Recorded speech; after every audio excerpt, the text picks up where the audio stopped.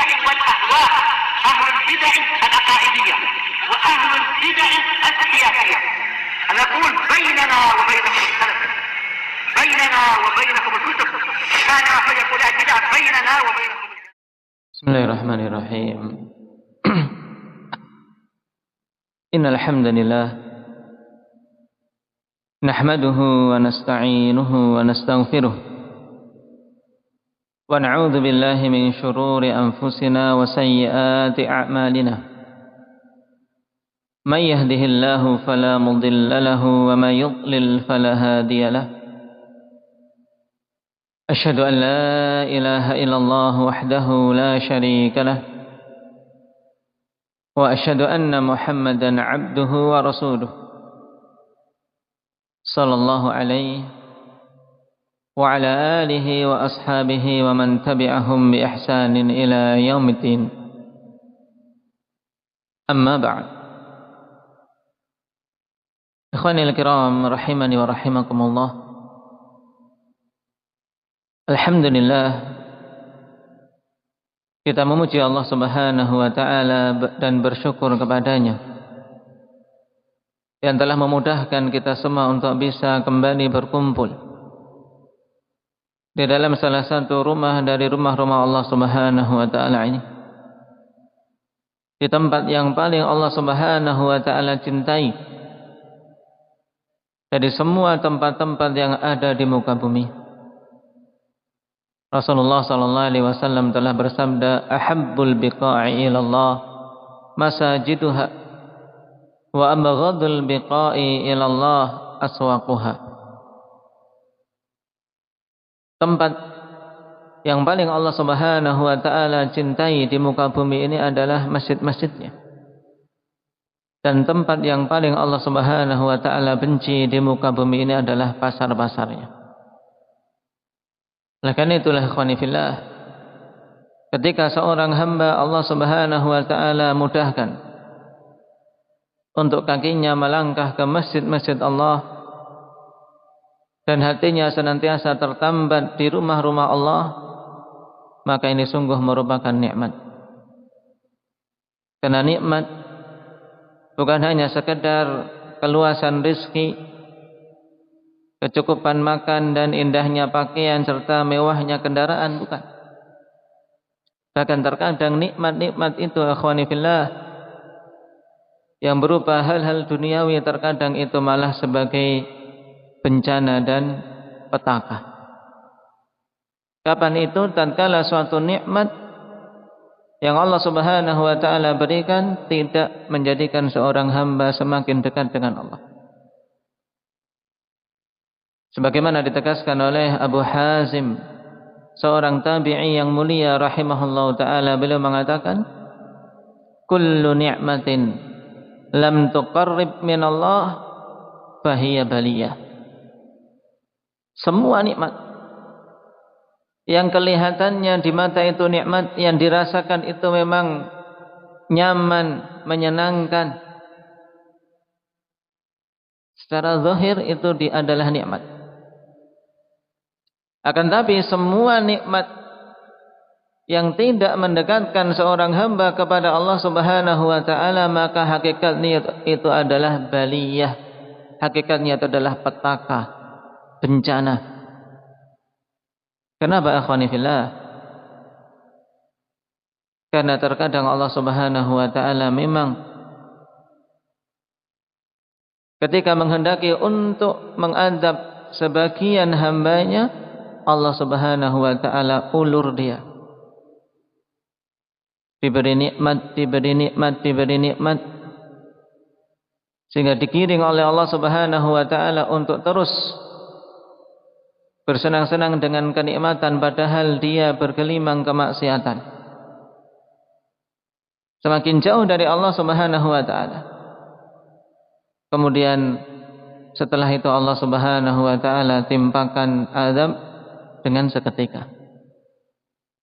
Inilah istidraj yang hendaknya seorang muslim ikhwani fillah senantiasa memohon pada Allah Subhanahu wa taala agar dijauhkan darinya. Dan senantiasa berhati-hati yang Rasulullah sallallahu alaihi wasallam telah katakan dalam hadis yang dikeluarkan oleh Imam Ahmad dari Uqbah bin Amir dengan derajat hasan li ghairi. Rasulullah sallallahu alaihi wasallam bersabda, "Idza ra'aitallaha yu'til 'abda minad dunya wa huwa fil ma'asi ma yuhib fa innama huwa istidraj." Apabila engkau melihat Allah Subhanahu wa taala berikan kepada seorang hamba itu kenikmatan-kenikmatan dunia dalam keadaan dia berada di atas kemaksiatan yang dia sukai untuk dilakukan dari hal-hal maksiat, dia kerjakan, tapi tetap dia mendapatkan nikmat, badannya sehat, bahkan hartanya banyak, rezekinya lancar. Maka ikhwani fillah, jangan tertipu dengan yang seperti ini, karena yang seperti ini bukan bentuk pemuliaan Allah Subhanahu wa taala kepada hamba-hambanya. Yang seperti ini bukan bentuk nikmat yang kita senantiasa memohon pada Allah Subhanahu wa taala, karena hakikat yang seperti itu adalah istidraj dari Allah Subhanahu wa taala. Istidraj dari asal kata ikhwani fillah ad-durj, darajah, yaitu ibarat tangga ikhwani fillah. Tangga itu kan dari satu tapak 6 ke 6, tingkatan berikutnya tingkatan berikut.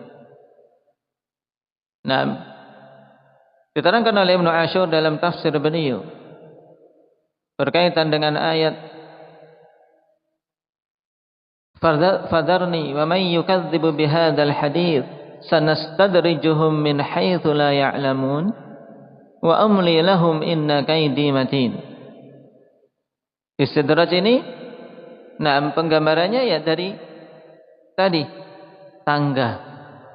Seorang ketika menapaki tangga ikhwan, setapak demi setapak, demikian pula Allah Subhanahu wa taala ketika menggiring hambanya ini untuk mendapatkan azab, maka dia dibiarkan melangkah setapak demi setapak, setapak demi setapak, sehingga ketika telah sampai pada tingkatan yang memang Allah Subhanahu wa taala akan hukum dia, maka Allah hukum dia dengan seketika, wal iyad billah. Sanastadrijuhum min haitsu la ya'lamun. Allah Subhanahu wa taala hukum dia secara berangsur-angsur dalam keadaan dia tidak menyadari. Inilah dulu yang para salaf sangat mengkhawatirkan, dan mereka senantiasa muhasabah terhadap dirinya ketika mendapatkan nikmat. Lihat dirinya, aku ini dapat nikmat. Naam, kalau ingat maksiat, maka segera bertobat pada Allah Subhanahu wa taala. Jangan sampai nikmat itu adalah bentuk istidraj dari Allah Subhanahu wa taala. Karena Nabi telah tegaskan tadi, kalau ukurnya nikmat itu pemuliaan atau nikmat itu adalah istidraj, adalah kondisi kita ketika melihat dan mendapatkan nikmat. Kalau nikmat kita dapat semakin seorang dekat dengan Allah, maka harapan besar padanya barakah, padanya kebaikan, dan itu bentuk anugerah dari Allah Subhanahu wa taala. Tapi kalau diberi nikmat semakin lama kok semakin berbuat maksiat dan menjauh dari Allah Subhanahu wa taala. Dulu pakai sepeda semangat menghadiri majelis ta'lim. Punya motor makin jauh, punya mobil sudah tidak kelihatan lagi. Hati-hati yang seperti ini. Nah, ketika rezekinya sedikit, seorang bersemangat dalam beribadah, doanya Masya Allah, hatinya dekat dengan Allah, tawaduknya bagus, kemudian penghinaan diri kepada Allah, merasa butuhnya kepada Allah itu sangat besar. Tapi ketika Allah bukakan rezeki kepadanya, dimudahkan urusan-urusan dunianya, menjadi lupa pada Allah Subhanahu wa taala. Maka yang seperti inilah istidraj. Maka Nabi SAW setelah mengucapkan hadis tadi, thumma tala qaula Allah Ta'ala, falamma nasu ma dzukkiru bih, fatahna 'alaihim abwaaba kulli syai'. Maka tatkala mereka telah membiarkan apa-apa yang dinasihatkan, maka kami buka kepada mereka semua pintu-pintu dari pintu-pintu kebaikan duniawi. Harta dibuka, kenikmatan-kenikmatan dunia dibuka, anak istri diberi, kesehatan diberi. Fatahna 'alaihim abwaaba kulli syai'. Tapi hatta idza farihu bima utu, sampai ketika dia telah gembira, senang dengan apa yang diberikan oleh Allah Subhanahu wa taala, akhadnahum baghtah, kami adab dia dengan seketika, yaitu dalam kondisi dia itu tidak sadar, dalam kondisi dia itu sedang lengah. Akhadnahum baghtatan fa idahum mublisun, maka ketika itu dia betul-betul berputus asa dari semua jalan keselamatan. Ini kondisi yang hendaknya seorang muslim jadikan sarana ikhwan untuk senantiasa muhasabah atas semua nikmat-nikmat yang Allah Subhanahu wa taala berikan. Karena Allah Subhanahu wa taala berikan kebaikan kepada hamba-hambanya, kemungkinannya tadi semuanya adalah ujian. Kenikmatan itu ujian. Maka seorang ketika diuji dengan kenikmatan, sehingga kenikmatan itu menjadi istidraj dari Allah Subhanahu wa taala, ya ketika dia tidak mengarahkan nikmat itu pada ketaatan tapi malah pada kemaksiatan, menjadikan kenikmatan-kenikmatan tadi semakin jauh dari Allah Subhanahu wa taala. Contoh paling mudah ikhwan, nikmatus sihah, nikmat kesehatan. Nikmat kesehatan ini ikhwan, sebagian manusia diberi kesehatan yang luar biasa. Di sana ada orang yang giat ibadah, ada yang semangat melakukan ketaatan tapi sakit-sakitan. Tapi ini bergelimang maksiat sehat, bahkan minum minuman keras, badannya kuat. Ini istidraj dari Allah. Jangan merasa aman. Itu adalah bentuk seorang hamba diulur oleh Allah Subhanahu wa taala. Sehingga ketika dia tidak segera mendapatkan nasihat atau kembali kepada Allah Subhanahu wa taala, dan terus-menerus terlena dengan apa? Diulurnya kenikmatan itu kepadanya, keadaannya sebagaimana dalam ayat. Akhadnahum baghtatan fa idahum mublisun. Sehingga dikatakan oleh Al-Hasan Al-Basri akhwan, beliau mengatakan, idza wassa'allahu 'alal 'abdi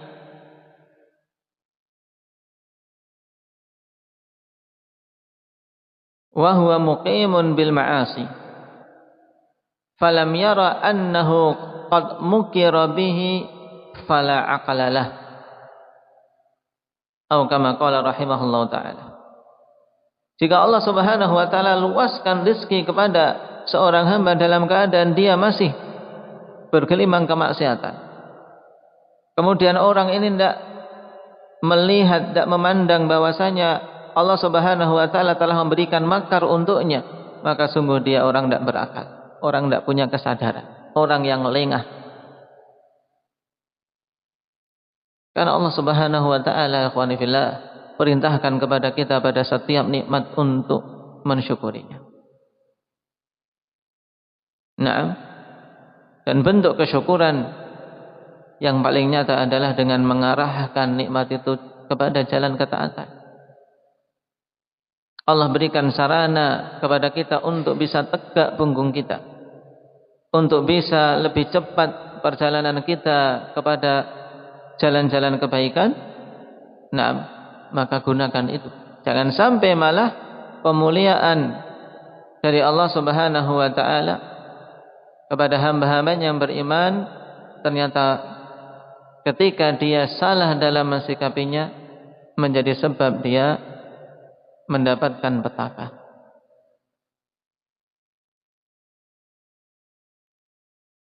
Diriwayatkan dari As-Sarri, ya kawan, juga sebagai faedah bahwasanya termasuk di antara alamat istidraj, Allah Subhanahu wa taala berikan istidraj kepada seorang hamba itu tatkala dia itu lupa terhadap aib-aib dirinya sendiri. Dia tidak pernah melihat aib diri. Nah, dan ini sangat erat kaitannya dengan kondisi tadi. Diberi nikmat, dia merasanya aku ini memang karena orang soleh, orang baik, maka dapat nikmat banyak. Lupa dengan aib yang begitu banyak pada diri kita. Kata As-Sarri rahimahullah ta'ala, min alamatil istidraj. Min alamatil istidraj, baru min tab'id, itu sebagian saja. Di antara sebagian alamat istidraj, an ya'mal 'abdu 'uyuba nafsihi, terbutakannya seorang hamba dari aib-aib dirinya. Nah, maka ini juga penting untuk kita ambil pelajaran. Berarti mafhumnya untuk seorang bisa selamat dari hal itu, perbanyak dalam muhasabah, perbanyak dalam menyelami diri kita sendiri. Dapat nikmat, dapat kemudahan, bersyukur. Kemudian jauhi maksiat. Nah, ketika dia berbuat maksiat kok malah bertambah kemudahan rezekinya dan seterusnya, maka hati-hati, segera bertobat pada Allah Subhanahu wa taala. Mohon mendapatkan taufik agar jangan sampai Allah Subhanahu wa taala ulur begitu jauh sehingga semakin binasa. Nah, dan kalau kita perhatikan akhwan, orang-orang yang saleh, orang-orang yang betul-betul jujur, nahsibuhum kadzalik, mereka orang-orang yang senantiasa waspada terhadap hal ini. Bahkan ketika dipuji pun mereka waspada. Karena di antara bentuk istidraj adalah banyaknya pujian kepadanya padahal dia orang yang jelek. Orang yang banyak maksiat ketika bersendirian, tapi di luar banyak pujian. Ketika menulis banyak yang nge-like, yang ngancungi jempol. Nah, dan seterusnya. Ketika posting banyak yang apa? Yang memberikan tanda senang. Sudah bangga dengan itu. Nah, hati-hati. Karena termasuk di antara bentuk istidraj adalah apa? Datangnya banyak pujian kepada seorang hamba padahal dia berada pada kemaksiatan yang tersembunyi. Makanya perhatikan ini ibrah. Bagaimana seorang imam ikhwanifillah betul-betul berhati-hati pada dirinya. Jangan sampai terseret dalam apa? Dalam jebakan syaitan, sehingga terlena dengan banyaknya pujian, terlena dengan banyaknya kalimat-kalimat yang bagus yang diarahkan oleh orang kepadanya. Diriwayatkan oleh Imam Al-Marwazi rahimahullah ta'ala. Saya ingat saya dalam kitab Al-Wara' bahwasanya beliau mengatakan kepada Imam Ahmad rahimahullah ta'ala, ya Ahmad, ma aktsara alladhi yad'una laka ma aktsaran nas alladzina yad'una lak. Betapa banyak manusia yang mendoakan kebaikan untukmu wahai Ahmad. Doa kebaikan terkandung padanya pujian. Tapi lihat Imam Ahmad rahimahullah ta'ala. Nah, beliau bukannya kemudian bergembira, bersukacita dan merasa dirinya besar. Tidak. Tapi beliau katakan, inni akhafu an yakuna istidrajan. Aku sungguh khawatir itu adalah istidraj bagiku. Tawadhu yang luar biasa. Dan apa? Upaya untuk betul-betul berhati-hati pada setiap langkah demi langkah, jangan sampai terjerembab dan terjebak oleh tipu daya iblis dan tipu daya hawa nafsu.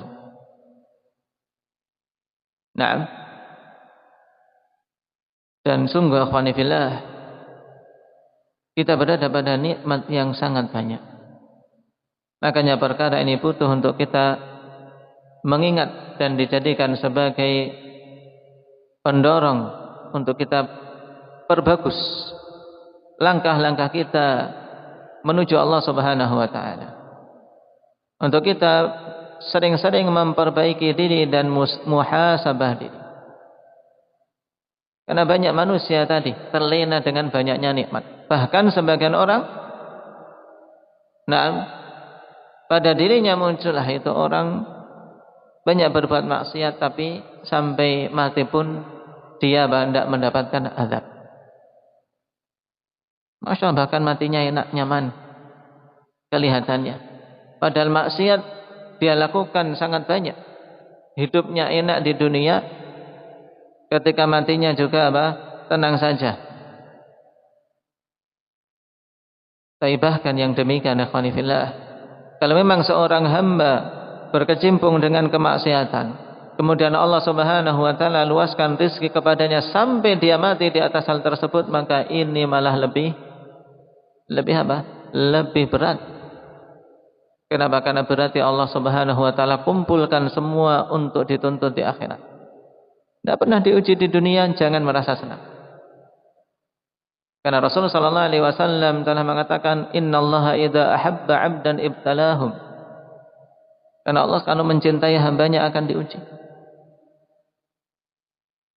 Dalam hadits yang lain dalam riwayat Tirmidzi, idza aradallahu bi'abdin khaira 'ajjala lahu al-'uqubata fid dunya wa idza arada an yu'adzibahu amsaka 'anhu bidzambi hatta yuwafiya lahu yaumal qiyamah atau fil akhirah. Sungguhnya Allah Subhanahu wa taala kalau menghadapi kebaikan pada hambanya akan ditimpakan musibah-musibah di dunia, hal-hal yang tidak enak di dunia. Tapi kalau Allah Subhanahu wa taala kehendaki untuk mengadab hambanya dengan adab yang pedih, akan ditahan itu. Di dunia diistidraj, yaitu diulur dia pada kenikmatan yang banyak, dibiarkan juga. Maka kita lihat orang-orang kafir, ikhwan. Maka jangan terlena, Allah Subhanahu wa taala perintahkan kepada kaum mukminin, la yaghurrannaka taqallubul ladzina kafaru fil bilad.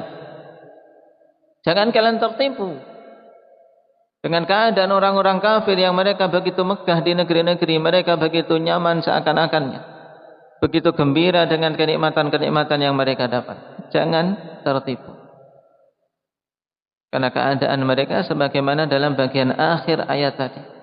Allah menghendaki untuk diazab sehingga dibiarkan di dunia dalam kesenangannya, kemudian Allah Subhanahu wa taala timpakan secara sempurna hukumannya di akhirat.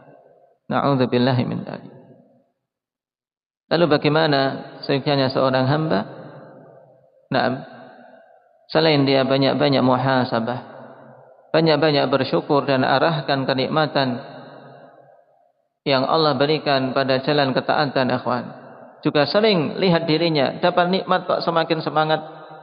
Alamat bagus. Tapi kalau dapat nikmat kok malah malas pada kebaikan, malah semakin kikir dengan apa yang Allah Subhanahu wa taala berikan. Karena terkadang manusia ketika rezekinya pas-pasan, ikhwan, dia punya semangat untuk berinfak.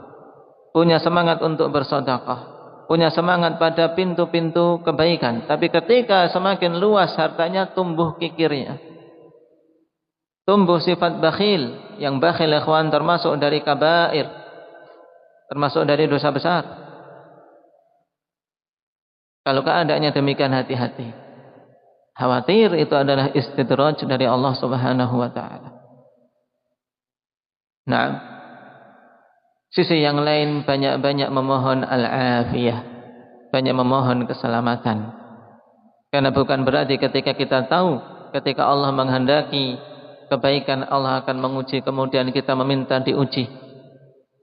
Rasulullah sallallahu alaihi wasallam bimbingkan ketika mendapati seorang sahabat, dia kondisinya sangat mengenaskan, memprihatinkan, tertimpa sakit yang berat, kondisinya pokoknya sangat menyedihkan.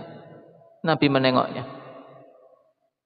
Maka Nabi sallallahu alaihi wasallam kemudian bertanya, mungkin engkau telah meminta sesuatu kepada Allah? Maka akhirnya sahabat tadi pun menjawab, iya wahai Rasulullah.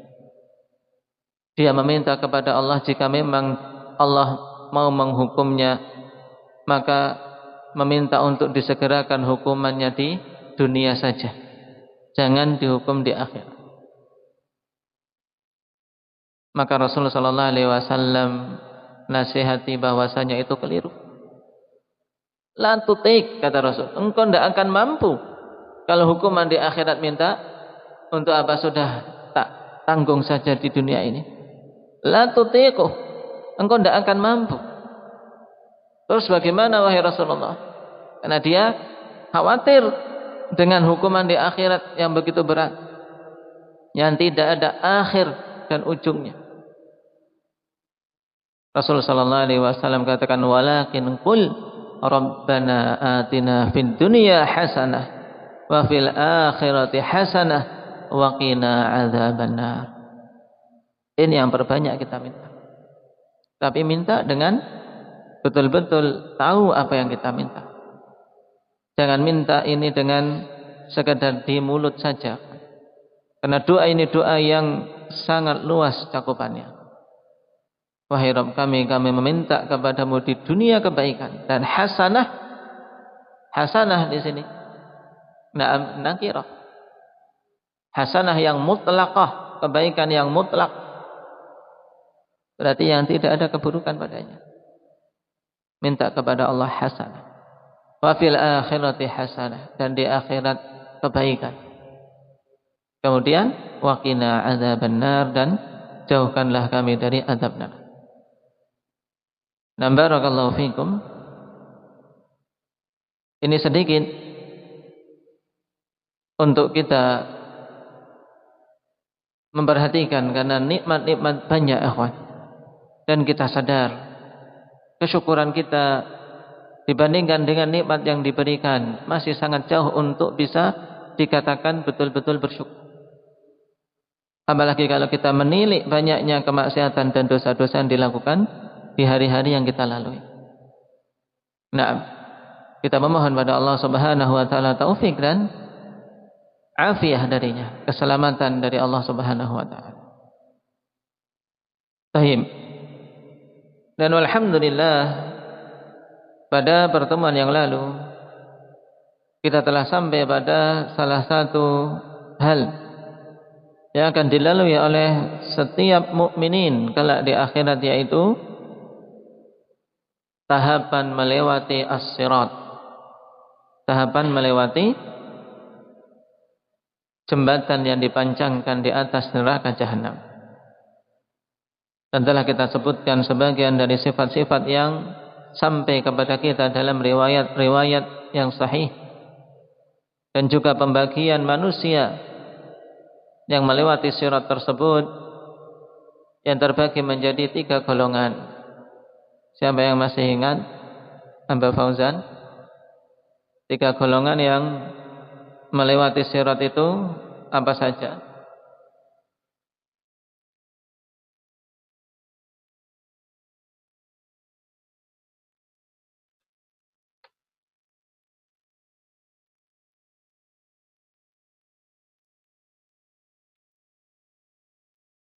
Baik.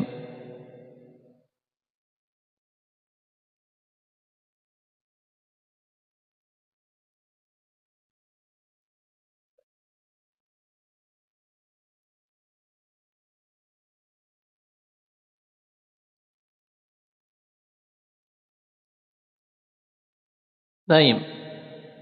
Rasul sallallahu alaihi wasallam telah tegaskan golongan yang pertama ikhwani fillah najin musallam, yang selamat dan memang betul-betul selamat, tidak terkena goresan pencakar-pencakar yang datangnya dari arah neraka jahanam. Dan mereka pun bertingkat-tingkat, ada yang begitu cepat, ada yang seperti angin, ada yang seperti burung dan seterusnya. Tapi yang jelas mereka ini selamat, tidak tergores, tidak terluka. Golongan yang kedua, wa makhdusun mursal, makhdus, tercakar. Nah, kena cakaran-cakaran yang arahnya dari neraka jahanam, pengait-pengait. Ini dia terluka. Nah, tapi Allah Subhanahu wa taala masih berikan keselamatan, tidak sampai jatuh. Nah, ini golongan kedua. Golongan yang ketiga, wa makdusun mursal, yang kena kaitan kemudian wa makdusun fi nari jahannam. Makdus yaitu dia apa? Terkena kaitan kemudian jatuh ke neraka jahanam, wal iyad billah. Kemudian sebagai penyempurna faidah ikhwan fillah, bahwasanya setelah tahapan ini, di mana golongan yang selamat berarti dua golongan, yang betul-betul selamat, tidak terkena luka sama sekali, dan yang mereka terluka karena cakaran-cakaran atau pengait-pengait dari arah neraka. Maka kemudian Allah Subhanahu wa taala kumpulkan mereka di tempat yang namanya qantarah. Terjadi khilaf di kalangan para ulama, apakah qantarah ini adalah perpanjangan dari sirat atau tempat yang lain. Tapi yang jelas wallahu taala alam, itu adalah tempat setelah tahapan sirat, setelah melewati jembatan di atas neraka jahanam, kemudian mereka berkumpul di situ sebelum masuk ke dalam surga. Berarti tinggal tahapan ini tok, tinggal tahapan terakhir ini, baru seorang bisa masuk ke dalam surga. Cuman di sini akhwani fillah, Allah Subhanahu wa taala masih menyeleksi hamba-hambanya. Makanya kalau kita perhatikan dari perjalanan hamba, mulai dari mereka berdiri begitu lama di padang mahsyar, kemudian menerima catatan, kemudian hisab, timbangan, kemudian melewati sirat dengan begitu panjang tahapan tersebut, dan dia sudah selamat. Kok kemudian dia di akhir tahapan ternyata dengan itu dia teradab, maka ini betul-betul orang yang merugi, betul-betul seorang yang bangkrut. Dengan istilah inilah Nabi sallallahu alaihi wasallam ungkapkan bahwasanya orang inilah muflis, seorang yang betul-betul bangkrut. Sebagaimana dalam hadis di sahihain, Rasulullah sallallahu alaihi wasallam katakan, atadruna manil muflis? Tahukah kalian siapa itu muflis? Siapa itu orang yang bangkrut? Maka para sahabat mengatakan, al-muflisu fina man la dirham lahu wa la mata'. Ya, orang bangkrut di antara kami wahai Rasulullah, yang kami pahami ya orang-orang yang tidak punya dirham, tidak punya sesuatu kalau usaha gagal. Dan ini jelas memang orang seperti ini yang bangkrut di dunia. Tapi Nabi SAW ingin mengarahkan kepada kebangkrutan yang hakiki, kebangkrutan yang seorang tidak mungkin lagi bisa bangkit. Kalau bangkrut di dunia, sebangkrut apapun dia, usaha gagal total, ada kemungkinan dia bisa bangkit dan memperbaiki keadaan. Maka Nabi kemudian mengatakan, al-muflisu man ya'ti yaumal qiyamah bi salatin wa siyamin wa sadaqatin wa zakah. Seorang yang datang menghadap Allah Subhanahu wa taala dengan membawa amalan salatnya, membawa amalan sedekahnya, membawa amalan puasanya, membawa amalan zakatnya dan seterusnya dari amalan-amalan salat.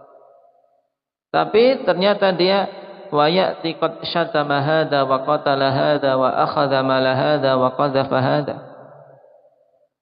Nabi sebutkan kedzaliman-kedzaliman terhadap sesama.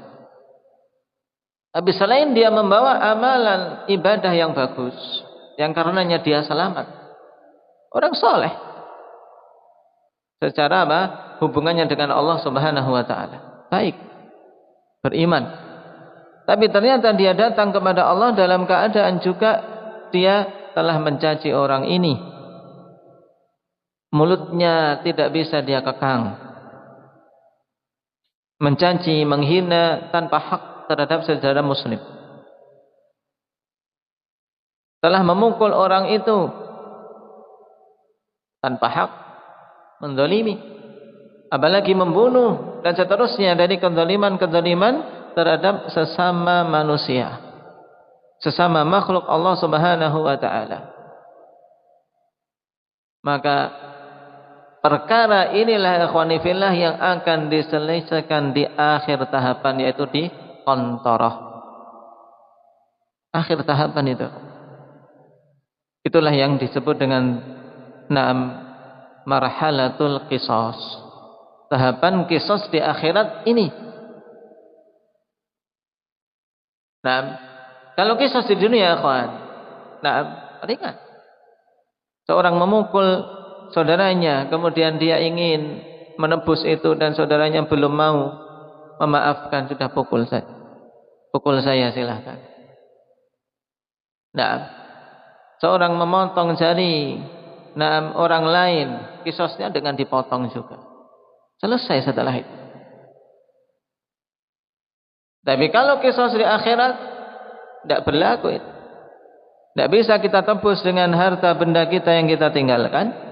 Tidak bisa ditebus dengan apapun kecuali dengan amalan kita.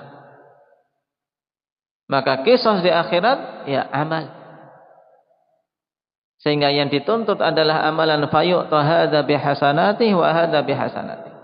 Orang yang dulu dia zalimi, qisasnya dengan diberikan padanya amalan kebaikan yang menzalimi. Diberikan pada ini, diberikan pada itu. Kalau sudah habis amalan kebaikannya, tidak tersisa, kok masih ada yang terzalimi datang menuntut qisas, maka karena amalan sudah tidak ada, berarti dosa dari yang dizalimi dipikulkan kepadanya. Inilah betul-betul keadaan seorang yang sangat bangkrut. Bagaimana tidak bangkrut, ikhwan? Tinggal melangkah menuju pintu surga. Tinggal tahapan menunggu Rasul sallallahu alaihi wasallam memberikan syafaat untuk dibukakan pintu surga. Karena pintu surga tidak akan dibuka sampai Rasul sallallahu alaihi wasallam minta izin. Dan itu syafaat khusus yang Allah Subhanahu wa taala berikan untuk Nabi sallallahu alaihi wasallam. Dalam hadis di sahih, Rasul sallallahu alaihi wasallam mengatakan, "Ati babal jannah fa astaftih." Wa qala al-khazin, "Man anta?" Qala Muhammad. Qala bika umir wa lam aftah li ahadin qablak. Nabi sallallahu alaihi wasallam mengatakan, aku mendatangi pintu surga. Kemudian aku mengatakan kepada penjaga surga. Siapa nama penjaga surga? Malaikat penjaga surga siapa? Pak Ahmad. Wallahu a'lam. Karena apa? Karena riwayat tentang penjaga surga itu bernama Ridwan, ini kita tidak mendapati riwayat yang sahih tentangnya. Baik. Adapun penjaga neraka jelas siapa? Malik dalam Al-Quran. Adapun penjaga surga, wallahu a'lam ikhwan, sampai saat ini belum mendapati riwayat yang sahih tentangnya. Maka dalam hadis tadi, wa yaqulul khazin, maka penjaga surga mengatakan, man anta, siapa kamu ini? Maka Nabi kita menjawab, Muhammad. Kemudian dia pun mengatakan, bika umirtu, untuk mula aku diperintahkan membukakan pintu dan aku tidak membukakan untuk seorang pun sebelum. Baru Nabi masuk dan umat para anbiya yang pertama kali masuk ya umat Muhammad sallallahu alaihi wasallam. Jadi tinggal menunggu waktu ini tok, ikhwan. Tapi ketika dia di dunia memiliki kezaliman terhadap sesama yang banyak, itu menjadikan dia dilemparkan ke dalam neraka. Ketika tidak mampu menutup kezaliman itu dengan amalannya. Kalau mungkin amalannya begitu banyak, bisa masih tersisa, masih ada kesempatan masuk surga. Tapi ketika tidak bisa, ikhwan, bagaimana tidak bangkrut yang seperti ini? Maka hendaknya seorang berhati-hati yang terkait dengan kezaliman terhadap sesama manusia. Dalam bentuk apapun, ikhwan. Karena sungguh kezaliman itu mesti ada tuntutannya kelak kalau di dunia kita tidak meminta kehalalan. Kalau di dunia kita belum meminta kehalalan, tetap gantung. Tetap akan menjadi beban. Nasallallahu al-afiyata wassalamah. Dan untuk nyambung dengan pembahasan istidraj tadi, termasuk juga di antara bentuk istidraj adalah apa? Seorang berbuat zalim di dunia tapi masih terus diberi nikmat.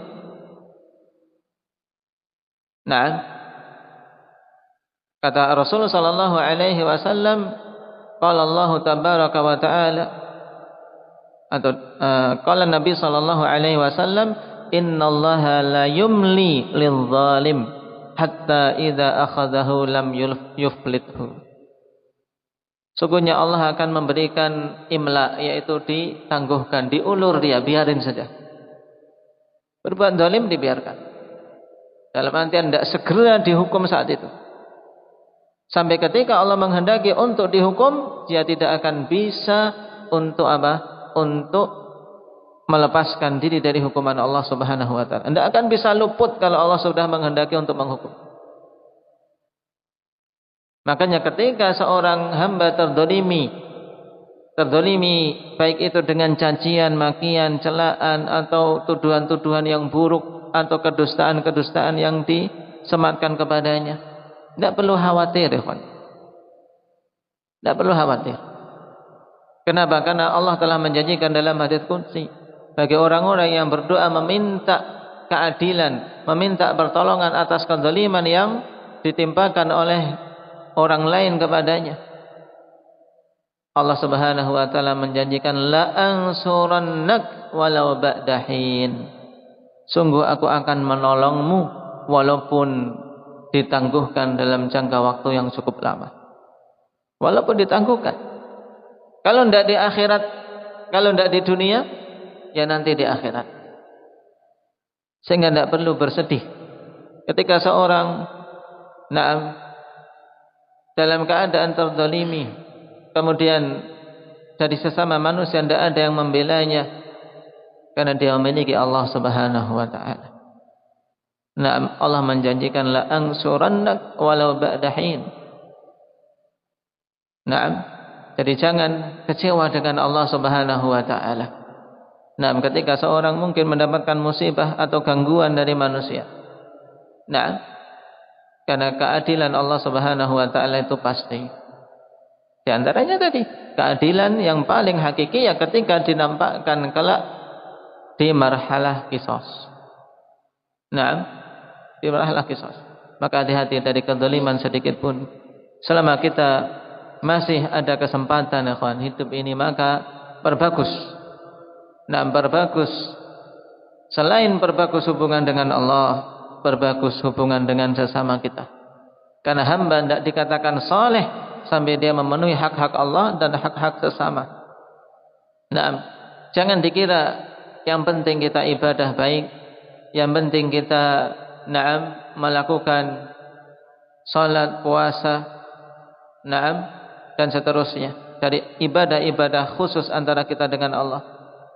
Di sana ada hak yang Allah Subhanahu wa taala juga perintahkan untuk dipenuhi, yaitu hak sesama manusia, hak sesama kita. Bahkan di antara hikmah Allah Subhanahu wa taala kezaliman dengan sesama itu apa? Tuntutan yang paling akhir.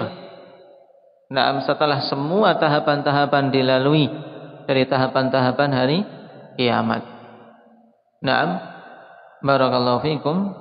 Ini untuk penyempurna ikhwan terkait dengan keyakinan ahli sunnati wal jamaah seputar as-sirat, yang kita memohon pada Allah Subhanahu wa taala agar Allah masukkan kita dalam deretan mereka-mereka yang selamat. Deretan mereka-mereka yang selamat.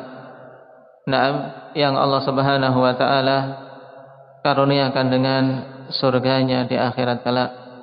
Nasallallahu at-taufiq was-sadad walhamdulillahi rabbil alamin.